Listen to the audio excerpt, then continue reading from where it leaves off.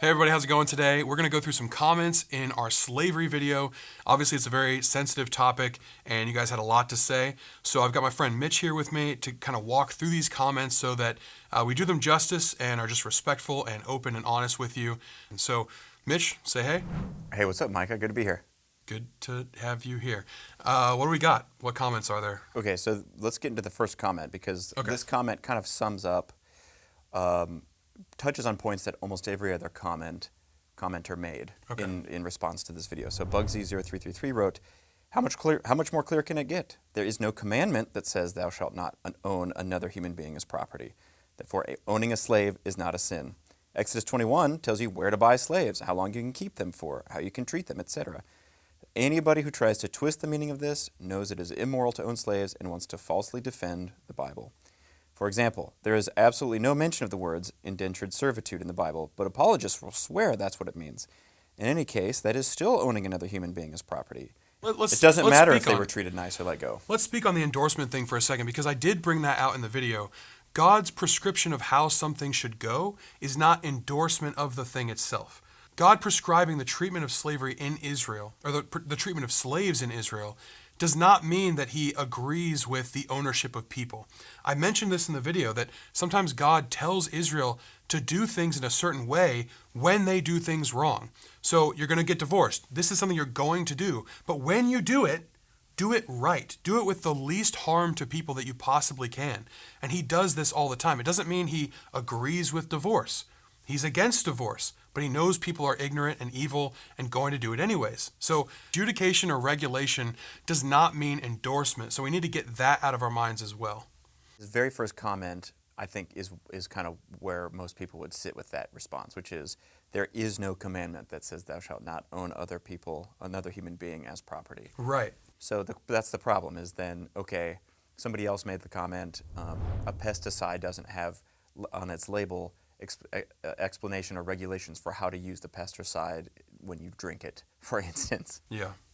Well, so that was the analogy that I brought up in the video, was saying a pesticide label will tell you if you ingest this, then you need to go to the doctor. You need to call 911 and get help. God does things all the time knowing that humans are going to sin because he's given them free will.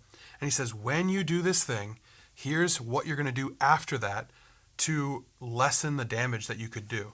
This is a merciful thing, but we still want to have a big deal about God doesn't say explicitly, thou shalt not. We were talking about this before we recorded, before we started rolling, and we were talking about the system that we live in. God is trying to work with people within this system. Yeah. Are there any analogies that you can think of that would help understand sort of okay, God isn't, okay, he doesn't say thou shalt not, but understanding people are going to be this way, how can we understand that in a way that's more modern and applicable? Are there any examples that you can think of? The movie was brought up when we were discussing this, Schindler's List, who, Schindler is a wonderful man. We laud him as a hero because he looked at the system of the Holocaust and saw this is evil and broken and did what he could to save people out of that by essentially purchasing them and freeing them. You're buying them, you're paying for each of these names. If you were still working for me, I'd expect you to talk me out of it. It's costing me a fortune. No one would say that Schindler was an evil person, and yet he had to do a thing that most people would say is wrong, human ownership, in order to actually free them and lead them on to better lives. They say that no one dies here. They say your factory is a haven. They say you are good. God does the same thing with slavery. It's like you guys are perpetrating this evil system of slavery across the globe in all these foreign nations. I'll work with that evil system to do a good thing, meaning when you guys have slaves, you're going to treat them like humans, you're going to give them benefits, you're going to truly care for them, and if not, you get punishment, you get judgment, and you get these harsh penalties put on you. The comment continues and talks about there is no mention of the words indentured servitude, but apologists swear that's what it means. Yeah. And so I think the underlying question there is, what is the agency of the person, of the slave? Did they have personal agency? Yeah. Are they going into it with their eyes open?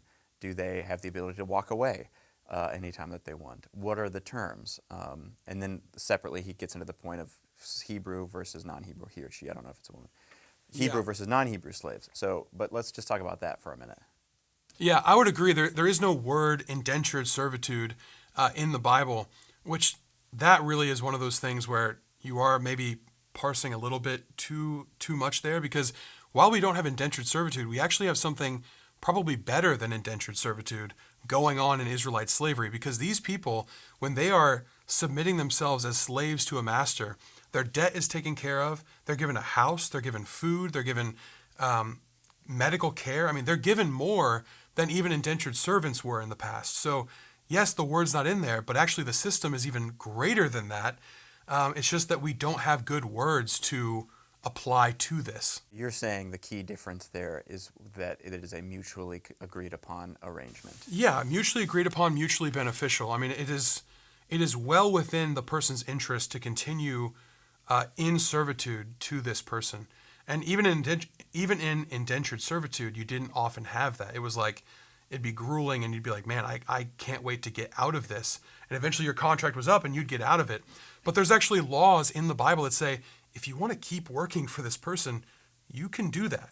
You don't have that in American indentured servitude from the past because it just didn't really happen that often. So clearly the situation in Israel was so much better than that because they had to plan for the eventuality of, what if the person doesn't want to leave? And that's drastically different.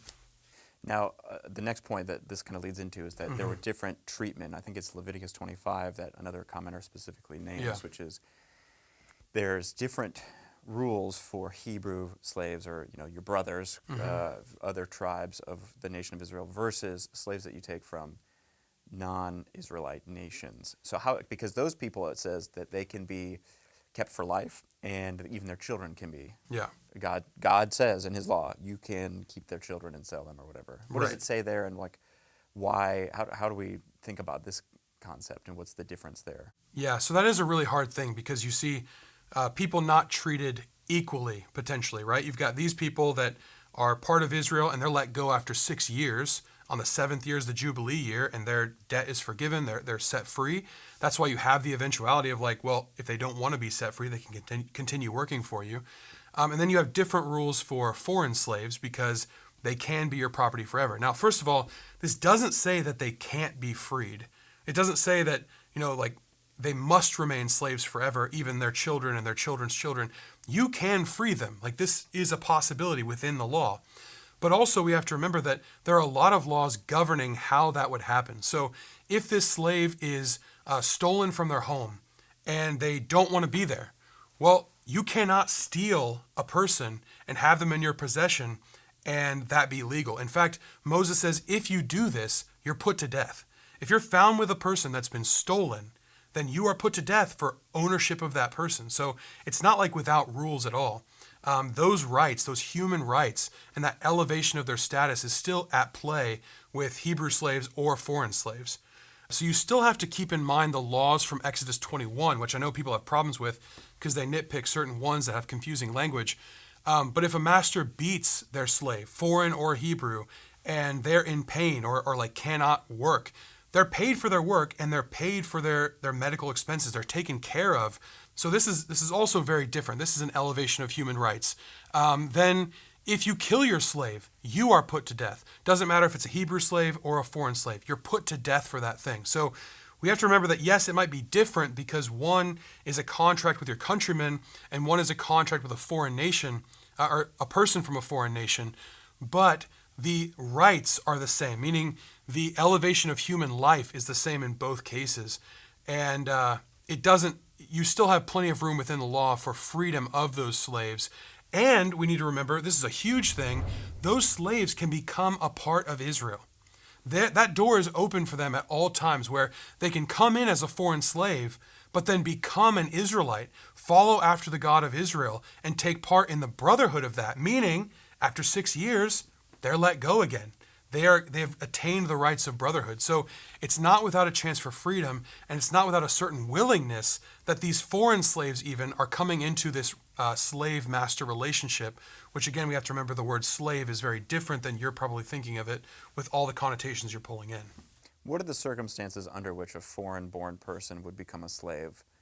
Because isn't there a law where it says, you go to war, you kill a guy, and his wife is now a widow, so you just take her and maybe she becomes your wife. That seems pretty horrible. I mean? So this going to war and taking a wife from your enemy is something that is kind of a microcosm of this whole thing, because it keeps in mind all the previous laws that are still at play while this is taking place. You've gone to war with another nation and you've killed this woman's husband, or your nation has. And now she has nothing. She's either going to be there and die in the wilderness, or you are going to bring her in and care for her. But also, you might say, well, but she's not willing to, and so there's this like force that's happening. But there has to be some level of willing for her to become your wife, because if not, then other laws get engaged. Like, you cannot rape a person. There are consequences to that action. So God says, don't do this thing. So to take a foreign wife from your enemies is, on face value, something that seems like a harsh, forced servitude or a forced communion with this person, but there has to be some level of willingness. Otherwise, you're breaking other laws that require you to be punished and penalized to incredibly strict degrees. So I think that's a really good way to kind of talk about that, because certain laws you see that seem harsh have to be governed by the other laws that are already going on. And that restricts you from doing things like forcing people into situations that they have no desire to be a part of, or treating them in ways that devalue them as human beings. And this is what's going on in slavery in a much broader sense as well. Okay, so this, a different comment, and a few people actually made this kind of half joke. Leon Kengiono 586581 said, he tried. Try harder next time, God. Which was a reference to your, why didn't God abolish slavery? Well, he tried. It's a trite point that they're making, but the underlying logic behind that is that what you're describing is, well, what's the alternative? The woman lives in destitute and dies, and has no one to care for her, and somebody would just step back from this. Many people would say, well, no, the alternative is God says, give her equal rights. Let her, he would define a more just system rather than trying to work in this system. Right. It kind of gets at the overall sort of question of apologetics at a large scale, which is, okay, so God's working in this system. Even this question, this topic itself, the question is, well, why didn't God just say, thou shalt not do it if it's wrong? Yeah, I mean, it's a good question. So I think it kind of plays into the broader story of the Bible, where God has Israel as his chosen nation, meant to be as an example to the rest of the nations. So he gives the rest of the nations over to their own desires, their own want to lead themselves and govern themselves. But of Israel, he says, no, you're going to follow what I tell you to do. So in these moments where you have this crossover between the foreign nations who are not under God's governance and Israel who is, there's going to be a little bit of messy interplay. I mean, there's just going to be. It has to happen. On top of that, Israel is horrible at following God's commands all throughout the Bible. But it does bring up really good points, because why wouldn't God just say, don't do this? Well, like I said before, in Egypt, God did say to Egypt, who is not under God's governance, stop this slavery. Stop it. Let these people go. And it's clear they don't listen. So he pushes them and pushes them and pushes them until they make the choice to let the slaves go. God cannot dictate how you're going to obey every time.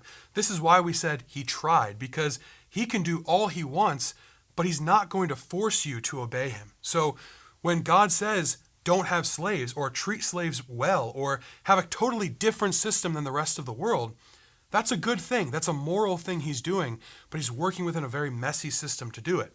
So he can't tell the rest of the world, don't have slaves, because they're already not listening to God at all. They don't believe in him. They don't respect him. They don't care what he has to say. In Israel, he can say, you're going to do this way. No, I think I'm getting past the question a little bit. Because we still want to know, why didn't God say, don't have slaves? I'd like to know the same thing. I wish he had. It'd make my job a lot easier. In some ways, it's a you have to take it back to Genesis 1 almost in a lot of ways. Yeah. It seems like to me where, okay, and I have kids, so, with my kids, they're little, and there's times where I have to step in and I have to say, they're playing together and they're hitting, okay, well, when you're playing with this toy, don't hit your brother on the head. Right. I don't want him to hit his brother on the head, but but sometimes kids want to play that way. They want to hit, or they want to pretend that they're fighting. And then I have to set up ground rules for them to be able to do that, because as kids, they have to go through certain developmental phases. So it's kind of the same concept. Now I'm off No. track. This is actually really good. So Genesis 1 through 3 is a really good example of this. So God says, don't eat of this tree, eat of these other trees. You can eat of any of the trees in the garden, but of this one tree, don't eat of it, right? So he sets ground rules. People that say, why didn't he just say, thou shalt not have slaves, is like saying, why didn't he tell Adam and Eve, just don't eat any fruit? It's like, well, there are good fruits in the garden that they should eat of. This one fruit they shouldn't eat of, so he has to kind of regulate how their eating of fruit is going. With slavery, it's the exact same way. God's saying, do not do this thing. And he does say it very clearly. You do not treat people like less than people. You do not beat them within an inch of their life. And if you do, here's the consequence. You do not kill people just for nothing. You do not steal people away from their homes. You don't do these things that the rest of the world is doing, called slavery. But there are really good things that you can do to help people out. You can bring them into your home and let them work for you. You can let them pay off a debt. You can, it's all the other fruit that you can eat of. And so you want him to say, don't eat any fruit. But really you just want him to say, don't eat this fruit. And to that I say, he did do that. Okay, I just want to bring up one more thing. We're kind of going long. Yeah. So later, famously, we know the story of Israel. Israel disobeyed God. Was mistreatment of slaves one of the things that God judged them for? Because famously, the whole history of Israel is they disobeyed God, and he allowed them to be defeated and captured and deported, and all the judgment that came on them in the 600s and 700s BC. And there's all these prophets who are decrying all of their wicked actions. God is telling them, repent. Is mistreatment of slaves one of those things that we can look at and say, well, here's an example where they were disobeying, like you mentioned before, and part of it was because they were mistreating slaves according to the law that he had set up for how to do the right thing. Right. Yeah, absolutely. So if God didn't judge Israel for this when they slipped up, then you would have to say that God is unjust, but he does. In Amos 2 verse 6, it says, thus says the Lord, for 3 transgressions of Israel and for 4, I will not revoke the punishment, because they sell the righteous for silver and the needy for a pair of sandals, those who trample the head of the poor into the dust of the earth and turn aside the way of the afflicted. So God's looking at Israel and saying, you guys are treating the people that are working for you horribly. These are the poor and the needy, those who require things of you, those I've told you to love and respect and treat as people. You've not done that. The consequence, no punishment for this thing is going to be revoked. So incredible judgment on Israel when they refuse to live up to these laws, which for the most part it seems like they did, because unlike in a lot of foreign countries where you have like slave revolts and uprisings, in Israel you have people desiring to stay slaves and work for their masters because it's a pretty good deal. That's pretty powerful. Yeah, that's pretty interesting.